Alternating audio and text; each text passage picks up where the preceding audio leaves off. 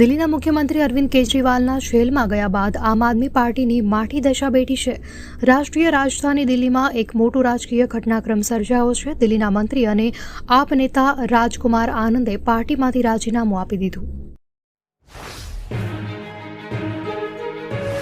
ભર ઉનાળાના આ સમયમાં રાજ્યના કેટલાક વિસ્તારોમાં વરસાદ પડવાની સંભાવના છે। હવામાન વિભાગે આગામી 13 તારીખથી લઈને 17 તારીખ સુધીમાં રાજ્યના અલગ અલગ વિસ્તારોમાં વરસાદની આગાહી કરી છે।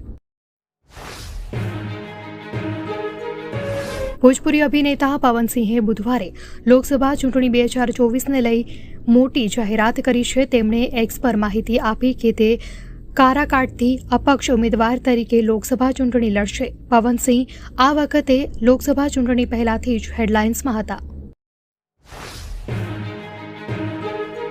પંચમહાલના પૂર્વ સાંસદ ભૂપેન્દ્રસિંહ સોલંકી ફરી ભાજપમાં જોડાયા। પંચમહાલ બેઠકના પૂર્વ સાંસદ અને પંચમહાલ ડેરીના પૂર્વ ચેરમેન ભૂપેન્દ્રસિંહ સોલંકીએ આજે કેસરિયા કર્યા છે। તેઓએ આજે ફરી ભાજપ ઘર વાપસી કરી છે।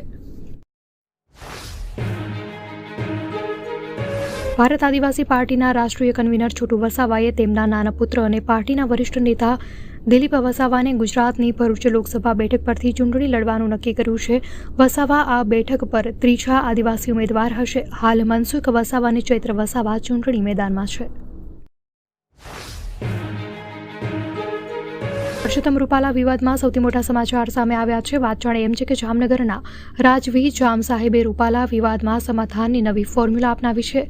જામ સાહેબે આ વિવાદમાં સમાધાન કરી વલણ અપનાવવા ક્ષત્રિય સમાજને અપીલ કરી।